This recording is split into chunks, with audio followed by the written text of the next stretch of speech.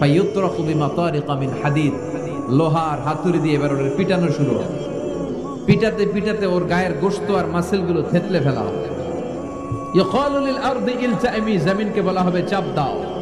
ফাতাখতালিফু আদলাউ, ওয়াল আয়াযু বিল্লাহ। কবরের এক পাশের মাটি আরেক পাশের মাটি এমন ভাবে চাপ দিবে, ডান পাশের পাঁজরের হাড় বাম দিকে ঢুকে যাবে, বাম দিকের হাড়টি ডান পাশে এসে যাবে। ওর চিৎকারে পুরো কবরস্থানটা থারথার করে কাঁপবে। ওরে বাঁচানোর তখন কেউ থাকবে না। ওর ক্ষমতা, ওর দাপট, ওর হুঙ্কার, ওর অহংকার ওরে বাঁচাতে পারবে না। চিল্লায় বলেন ঠিক কিনা? হাত্তা সা, কিয়ামত পর্যন্ত, কিয়ামত পর্যন্ত এই দুর্বিষহ জীবন সময় তার কাটতেই থাকবে। আল্লাহ, কবরের এই আযাব থেকে তুমি আমাদেরকে বাঁচাও। কবরের মাটিতে আমাদেরকে শোয়াই লাগবে, ঠিক কিনা? একদিন মাটির ভেতরে হবে ঘরে, মন আমার কেন বাঁধ দালান ঘর। প্রাণ পাখি উড়ে যাবে পিঞ্জর ছেড়ে, ধরা ধামে সবই রবে তুমি যাবে চলে।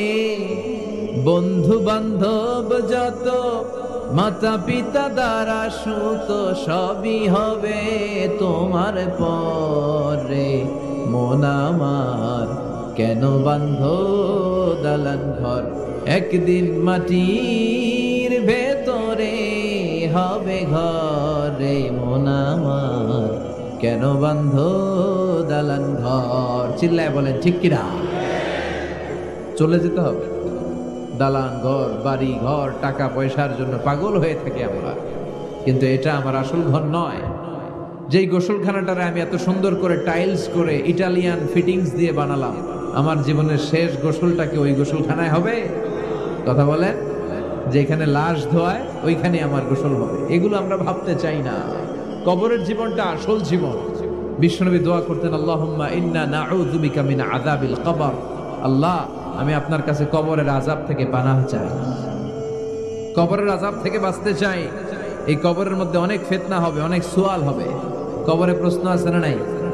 কথা বলেন। প্রথম প্রশ্ন জিজ্ঞেস করা হবে, মার রব্বুক, তোমার রব কে? বলেন আমাদের রব কে? ওয়া মা দীনুক, তোমার ধর্ম কি? বিশ্বনবীর চেহারা দেখিয়ে বলা হবে, তারিফু মান হাযার রাজুল, এই লোকটারে চিনো? আমরা কি বলবো? আমরা চিনি, উনি আমাদের প্রিয় রাসূল মুহাম্মদুর রাসূলুল্লাহ সাল্লাল্লাহু আলাইহি ওয়াসাল্লাম। এরপরে জিজ্ঞেস করা হবে, এগুলো কোত্থেকে শিখলা? আমরা বলবো কোরআন থেকে। ফায়ুফসাহু লাহু কবরুহু ৭০ যিরাআন।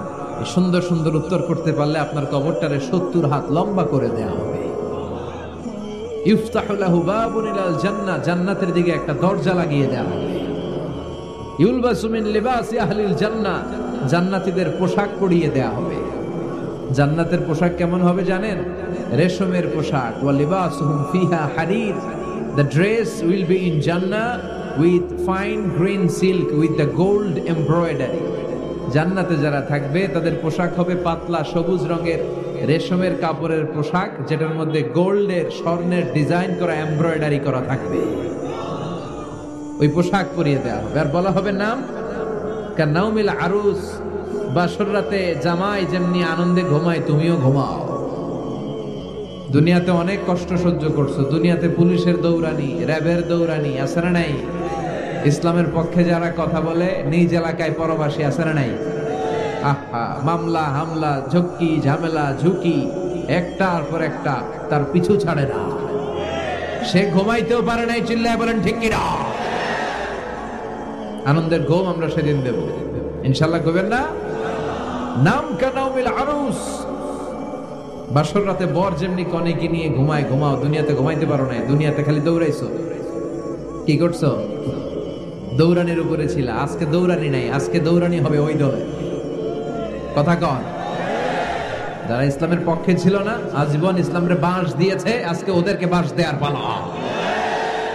সেদিন হিসেব উল্টে যাবে। কথা বলেন। এবার ওদেরকে প্রশ্ন করা হবে, তুই ক মার রব্বুক? কয় আমি জানি না। কি জানোস? কয় কিছুই জানি না। কি যে জানি না ওইটাও জানি না। দ্বিতীয় প্রশ্ন, ওয়ামা দীনুক, তোর ধর্মের নাম কি? কয় জানি না। ফেরেশতারা কয় আর প্রশ্ন বাকি একটা, তারপরে আঙ্গ খেলা শুরু। ওমান হাযার রাজুল, do you know this person? দেখো তো এই লোকটার চিনা চিনা লাগে কিনা। কয় না, চিনি না, আমি কিচ্ছু জানি না, আমি কিচ্ছু মনে করতে পারছি না, খালি আমি মদ খাইতাম আর চিয়ার্স করতাম, এটা মনে আছে। আমি ইসলামের বিরুদ্ধে দৌড়াতাম, ইসলামের পক্ষের শক্তির উপর হামলা চালাতাম, এগুলো মনে আছে।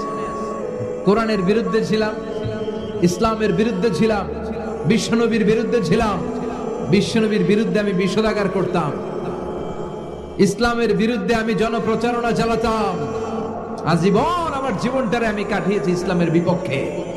সুদ, ঘুষ, দুর্নীতি, যৌতুক, মদ ছিল আমার নিত্য সঙ্গী। আমি কিচ্ছু মনে করতে পারছি না, আমার ধর্ম নাই, আমার কিছুই মনে নাই। ফেরেশতারা বলবে ঠিক আছে, এবার আঙ্গ খেলা শুরু।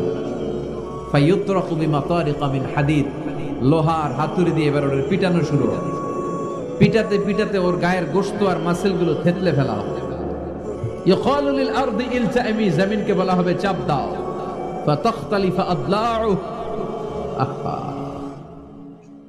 ওয়াল আয়াযু বিল্লাহ।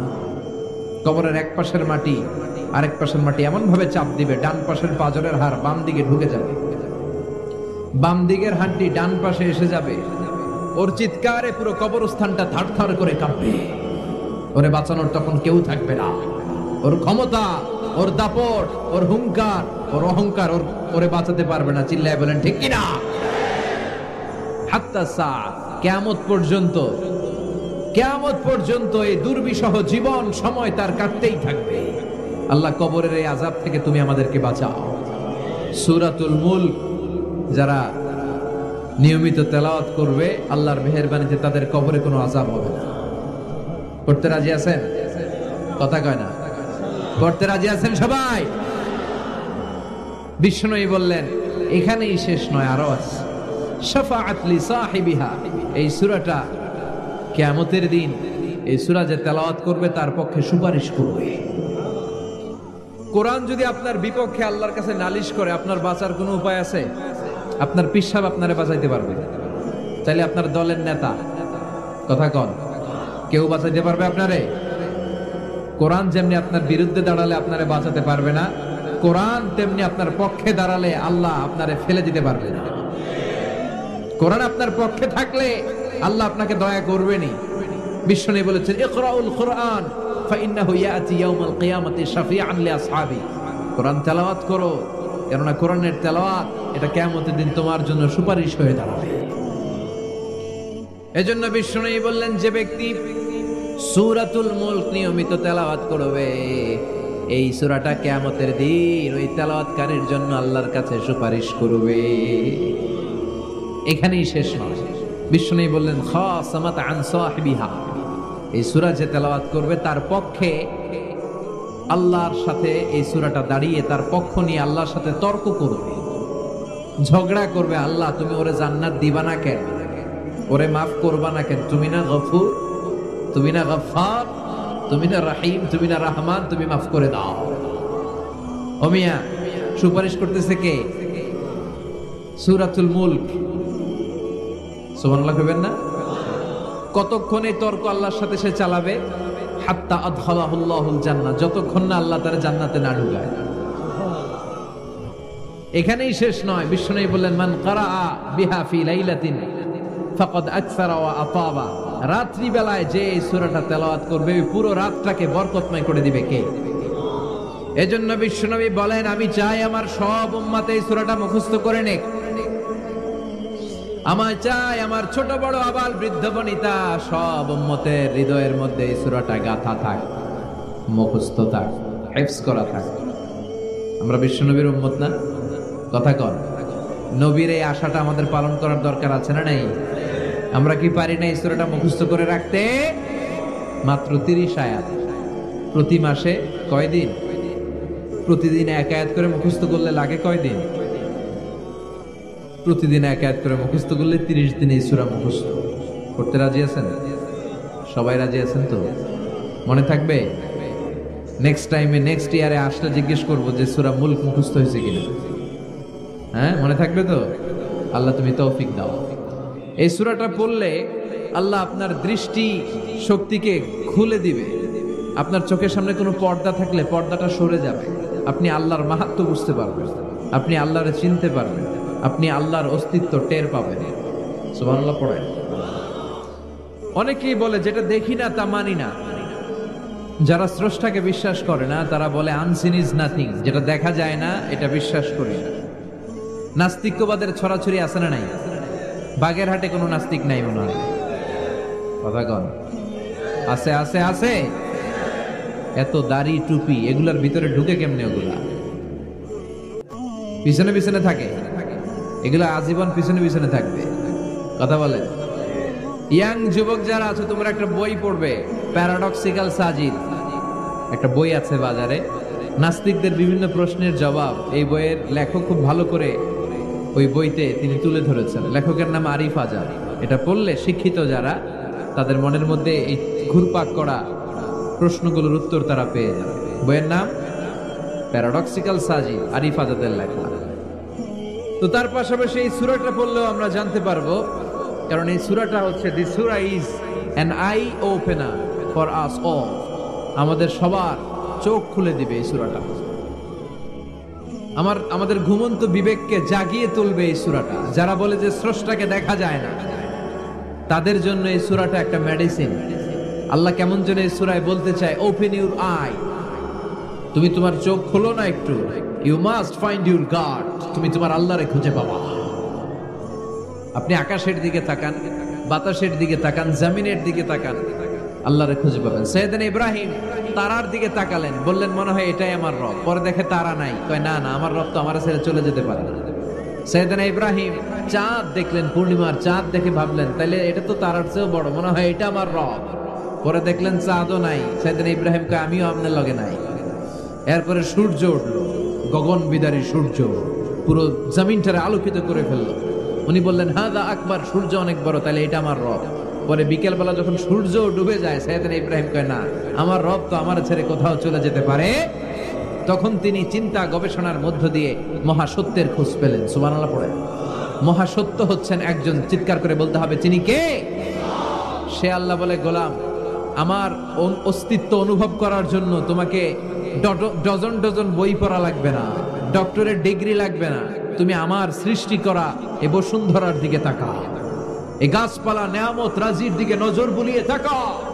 তুমি সাগর দেখো, তুমি পাহাড় দেখো, তুমি ঝর্ণা দেখো। ঝর্ণার কলকল আওয়াজের ভেতরে আমি আল্লাহরে খুঁজে পাবা। কথা কন। ঝর্ণা দেখছেন কেউ কোনোদিন? বাগেরহাটে আছে? কোথায় যেয়ে দেখছেন? সিলেটে, হিমছড়িতে। আহা, ঝর্ণার সামনে দাঁড়ালে বোঝাই যায় একজন এটাকে নিয়ন্ত্রণ করছে। একজন আছে, একজন থাকা লাগবে, একজন থাকা চাই, যাকে ছাড়া মহাবিশ্ব এত সুন্দরভাবে চলতে পারে না। সাগরের দিকে তাকান। কক্সবাজারে গেছেন আপনারা? আহা, কি ক্ষুদ্র আমি, কি তুচ্ছ আমি, কি নগণ্য আমি। যখন আমার অলমোস্ট প্রতি সপ্তাহে কক্সবাজারে ফ্লাইট থাকে, আমার কক্সবাজারে অনেক প্রোগ্রাম থাকলে আমি বিকেলে আগে সাগরের সামনে চলে যাই, নিজে যে কত ছোট এটা দেখার জন্য। বঙ্গোপসাগরের সামনে দাঁড়ালে আয়রে নিজের কি ইয়াতিম লাগে, কি ছোট্ট আমি, কি সাগরের তর্জন গর্জন।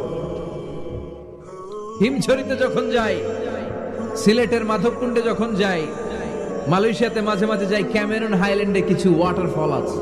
আল্লাহু আকবার। এই ঝর্ণার আওয়াজের মধ্যে মনে হয় যেন আল্লাহর জিকির শোনা যায়, ঠিক কিনা? ঝর্ণা ঝর্ণা ঝর্ণা রে, বলনা বলনা বলনা রে, কার বিরহে পাগল পাড়া তুই, কার মিলনে ফুল ফসলে ভরার তোর দুকুল বই, কার মিলনে ফুল ফসলে ভরার তোর দুকুল বই। ঝর্ণা ঝর্ণা ঝর্ণা রে, বলনা বলনা বলনা রে, কার বিরহে পাগল পাড়া তুই। সুবহানাল্লাহ পড়ে। ঝর্ণার দিকে তাকালে, আকাশের দিকে তাকালে, বাতাসের দিকে তাকালে আকাশের রব আল্লাহর অস্তিত্ব সেইখানে আছে না নাই? চিল্লায় বলেন আছে না নাই? এই জন্য নাস্তিকদের যুক্তিগুলো খোড়া যুক্তি। তারা বলে আনসিন ইজ নাথিং, যেটা দেখি না ওইটা মানি না। এরকম কিছু গাধা আছে না নাই? হাদারাম, উল্লুক্কা পাঠা, যেটা দেখি না ওইটা মানি না। আচ্ছা বলেন তো, আমরা কোনোদিন আমেরিকা দেখছি সরাসরি? কথা কয় না। টিভিতে দেখছি, বইতে দেখছি আমেরিকার ছবি, কিন্তু সরাসরি এটা আমেরিকা দেখছি, তাই বলে আমরা আমেরিকা মানি না? কথা বলেন। নাস্তিক যারা কথা বলে এরা বাতাস দেখতে পায়? উত্তর দেন, বাতাস দেখা যায়? তো নাস্তিকের যারা দল, নাস্তিকের গোষ্ঠী, ওরা কি বাতাসকে মানে না? Why do you believe on that? Why do you believe on air in the atmosphere? বায়ুমণ্ডলে যে বাতাস আছে এটা কেন মানো? বাতাস তো দেখো না। কে কারো যখন মাইগ্রেনের পেইন হয় মাথায়, আমার প্রচন্ড ব্যথা, আপনারা কি দেখতে পাচ্ছেন ব্যথাটা? কিন্তু মাথায় যে ব্যথা হয় এটা আপনারা মানেন না, নাস্তিকেরা মানে না। তাহলে ওদের যুক্তির কোনো গ্রাউন্ড আছে? কোনো গ্রাউন্ড না। যেটা দেখা যায় না এটা নাকি ওরা বিশ্বাস করে। আল্লাহ বলেন সৃষ্টির দিকে তাকা, নজর করে দেখ, আমি আল্লাহর নিদর্শন আছে। সুবহানাল্লাহ পড়েন। নাস্তিকদের কিভাবে আপনি বুঝাবেন? একটা ঘটনা বললে চমৎকার বুঝতে পারবেন। কুফা নগরীতে এক নাস্তিক ছিল, সে এরকম বলতো, যেটা দেখি না ওইটা মানি না। সবাই বলে আমাদের একজন ইমাম আছে, ওনার নাম নু'মান ইবনু সাবিত, উনি তোমারে দেখায় ছাড়বে আল্লাহরে। সে বলে তাই, তাহলে ডাকো তো, তার সাথে আমি তর্ক করব। অ্যাপয়েন্টমেন্ট দেওয়া হলো জুমার পরে ঠিক ভর দুপুরে 2টায়। নু'মান ইবনু সাবিত ওনার আসল নাম, ওনার লকব হচ্ছে আবু হানিফা। ইমাম আবু হানিফারে চিনেন না? ইমাম আল আযম। উনি আল্লাহর পক্ষে নাস্তিকের সাথে লড়বেন, আর নাস্তিক আল্লাহর বিপক্ষে লড়বেন। সময় দেয়া হয়েছে জুমার সালাতের পর ভর দুপুরে 2টা। ঠিক সময় নাস্তিক এসেছে, হাজার হাজার মানুষ এসেছে, আসে নাই ইমাম আবু হানিফা। নাস্তিক তো রেগে মেগে আগুন, আমার সময় দিয়ে উনি আসে নাই কেন? আসে না কেন? আধা ঘন্টা, 1 ঘন্টা, 1.5 ঘন্টা চলে যায়, আসে না। প্রায় 2 ঘন্টা পরে ইমাম আবু হানিফা দৌড়ে দৌড়ে আসলেন। নাস্তিক বলে আপনার তো সময়ের কোনো জ্ঞানই নাই, আপনার সাথে কোনো তর্ক চলবে না। ইমাম আবু হানিফা বললেন ইনদি উযর, আই হ্যাভ অ্যান এক্সকিউজ, আমার একটা এক্সকিউজ আছে। কি এক্সকিউজ? সাইয়েদনা ইমাম আবু হানিফা বললেন, আমি যখন ঘর থেকে বের হই, এই পথে আসার সময় আমাকে একটা নদী পার হতে হয়। কি পার হতে হয়? আজকে যে দেখি নদীর সামনে কোনো নৌকা নাই, মানুষ নাই, কেউ নাই, কেউ নাই। হঠাৎ দেখলাম নদীর পাশে বিশাল একটা বড় গাছ, গাছটা এমনি এমনি 2 ভাগ হয়ে গেল। গাছ থেকে এমনি এমনি কাঠ আর তক্তা বের হয়ে গেল, তক্তাগুলো এমনি এমনি জোড়া লেগে নৌকা হয়ে গেল। ওই নৌকা এমনি এমনি নদীর মাঝখানে এসে পড়লো, আর আমি উঠে বসলাম। মাঝি ছাড়া, লগি বৈঠা ছাড়া নৌকা আমারে এক টান মেরে নদীর ওপার নিয়ে গেল। এই কাজগুলো হতে হতে 2 ঘন্টা লেগে গেছে। কয় ঘন্টা? নাস্তিক কয় তোকে ইমামের মাথা খারাপ। নাস্তিক কি বলে? তোদের ইমামের মাথায় সমস্যা। ইমাম আবু হানিফা বললেন, আপনি এই কথা বললেন কেন? আমার মাথা ঠিকই আছে, আপনি আমার গালি দেন কেন? নাস্তিক বলে এমনি এমনি গাছ ভেঙে 2 ভাগ হয় নাকি? এমনি এমনি করাত ছাড়া গাছ কেটে তক্তা বানানো যায় নাকি? এমনি এমনি মিস্ত্রি ছাড়া তক্তা লাগিয়ে নৌকা হয়? এমনি এমনি মাঝি ছাড়া নৌকা চলে নাকি? সাইয়েদনা ইমাম আবু হানিফা বললেন, এই তো আপনি লাইনে চলে আসছেন, এখন আপনারে বুঝাইতে খুব সুবিধা হবে। এমনি এমনি নৌকা হয় না, তক্তা হয় না, এমনি এমনি গাছ কেটে 2 ভাগ হয় না, তাহলে আকাশটা কেমন করে এমনি এমনি হলো? এই জমিনটা কেমন করে এমনি এমনি হলো? দ্বিপ্রহরের জলজলের সূর্যটা কেমন করে প্রতিদিন দিনক্ষণ টাইম ঠিক করে সকালে পূর্ব দিক থেকে উঠে পশ্চিম দিকে ডুবে যায়?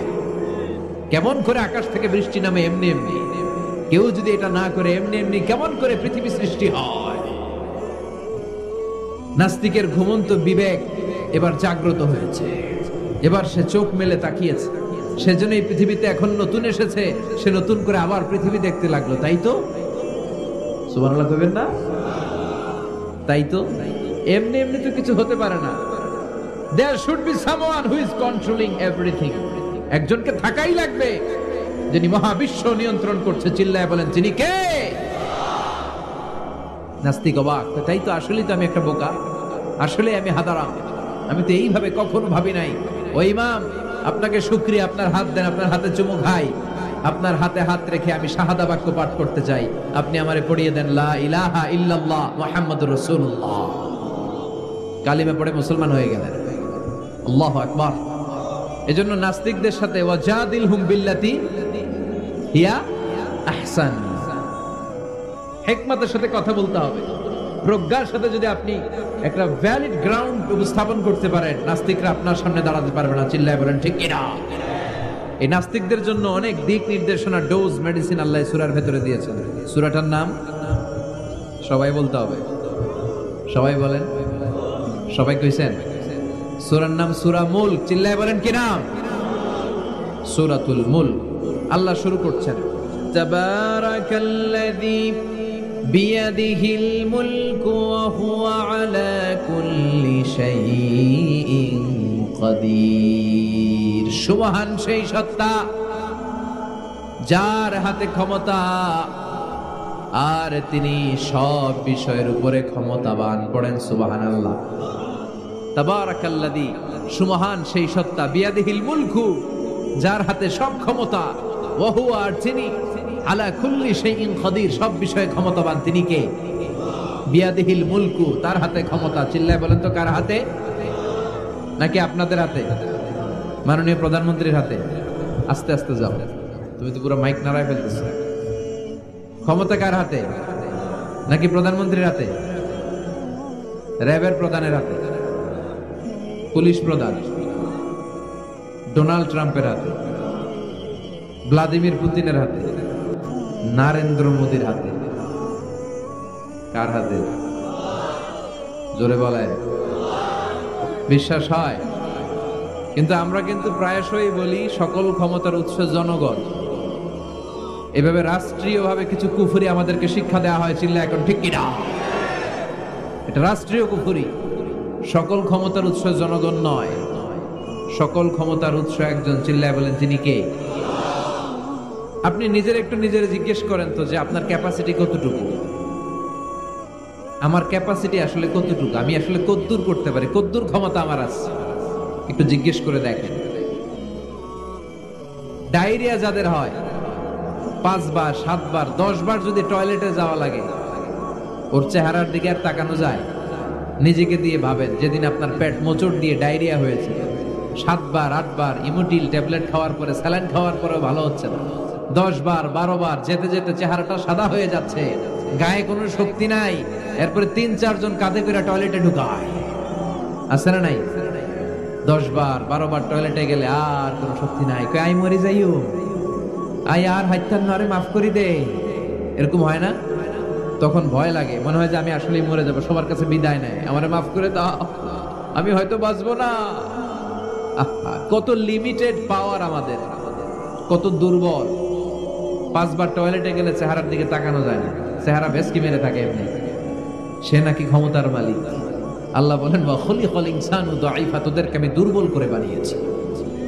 শুধু আমরাই দুর্বল না, আমি দুর্বল, আমার বাপ দুর্বল, আমার দাদা দুর্বল, আমার 14 গোষ্ঠী দুর্বল। আমরা দুর্বলের ঘরের দুর্বল। সবল হচ্ছে একজন, তিনি কে? এজন্য সকল ক্ষমতার উৎস কোন দৃষ্টিতে, কোন যুক্তিতেই টিকে না যে সকল ক্ষমতার উৎস নাকি মানুষ। এই কথাটা যুক্তির আলোকে টিকে? সকল ক্ষমতার উৎস কে? কি ক্ষমতা আছে আমাদের? কোনো ক্ষমতাই নাই। আজকে কেউ যদি পেছন থেকে চিৎকার দিয়ে বলে হুজুর প্যান্ডেলে সাপ, মজা করে বলছি, এতে অনেকে খুঁজতেছে কই সাপ, কই সাপ। দেখছেন ক্ষমতার মালিক নাকি আমরা? আর আসলেই যদি 3-4টা সাপ ফস করে এদিক দিয়ে ফানা তুলতো, black mamba, king cobra, python, হ্যাঁ, এই সাপগুলো যদি ফস করে এখানে ঢুকতো, আপনাদেরকে খুঁজে পাওয়া যেত? এতক্ষণ স্লোগান চলে, এখন দৌড়। আছে না নাই? সাপ বাদ দেন, ভাউয়া ব্যাং চিনেন? অথবা কোলা ব্যাং? বাগেরহাটে কি বলে, কি করে? খালি লাফায়। 10টা ভাউয়া ব্যাং, 2টা স্টেজে আর 8টা প্যান্ডেলে ছেড়ে দেওয়া হলো। অবস্থাটা কি হবে জানেন? ভাউয়া ব্যাং আর কি লাভ দিবে? এর চেয়ে বড় লাভ দিবেন আপনারা। এর চেয়ে বড় লাফাইতে লাফাইতে আমরা ভাগবো।